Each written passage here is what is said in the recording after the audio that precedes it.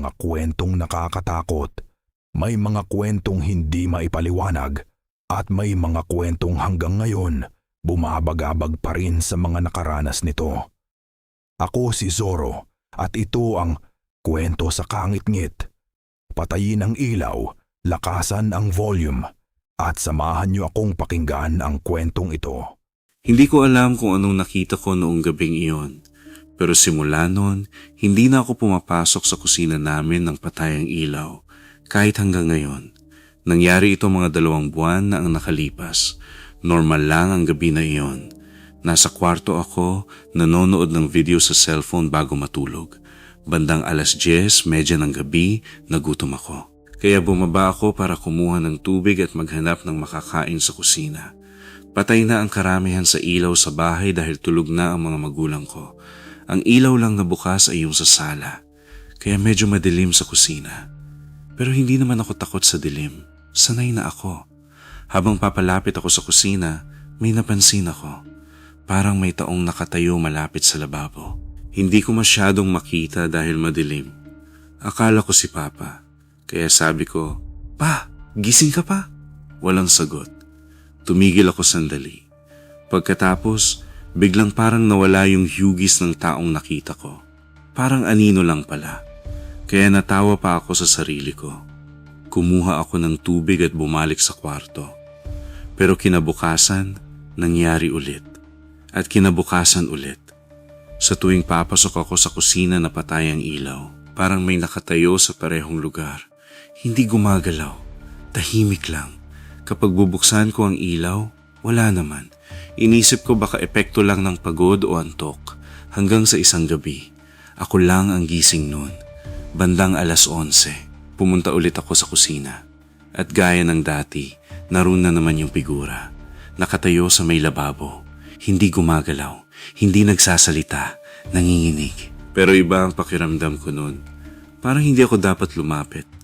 Parang may mali. Kaya hindi ko binuksan agad ang ilaw. Nakatingin lang ako. At habang nakatingin ako, napansin kong may isa pang bagay na mali. Yung taong nakatayo sa kusina, nakaharap sa akin. Pero hindi ko makita ang mukha dahil sobrang dilim. Pagkatapos, mahina siyang gumalaw. Isang hakbang, palapit sa akin. Agad kong binuksan ang ilaw. Walang tao. Tahimik ang buong kusina. Kinabukasan, ikinuwento ko iyon sa mama ko. Nagulat siya. Tapos may sinabi siyang hindi ko inaasahan. Noong bata pa raw ako, madalas daw akong magsabi na may taong nakatayo sa kusina tuwing gabi. Akala nila noon, gawa-gawa ko lang. Dahil 5 taong gulang pa lang ako noon, hindi ko na maalala iyon. Pero may ipinakita si mama na lumang larawan ng birthday ko. Normal lang naman noong una. Hanggang sa napansin ko, sa likod ng picture, sa bukas na pinto ng kusina, may maitim na figurang nakatayo. Nakaharap sa kamera. Hindi namin kilala kung sino iyon. At wala raw ibang bisita noong araw na iyon.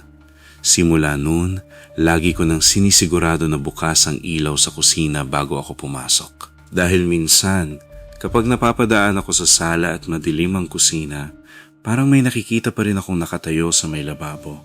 Tahimik, hindi gumagalaw, naghihintay lang.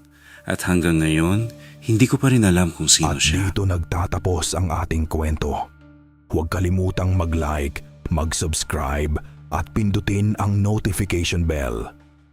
Kung may sarili kang nakakatakot na karanasan, pwede mo ko i-message or iwan mo lang sa comments. Baka ang susunod na kwento dito sa Kwento sa Kangit-ngit ay kwento mo na. Hanggang sa susunod na gabi. At tandaan, hindi lahat ng bagay na nakikita mo sa dilim ay guni-guni lamang. Pero huwag kang lilingon. Baka may nakikinig din sa likod mo.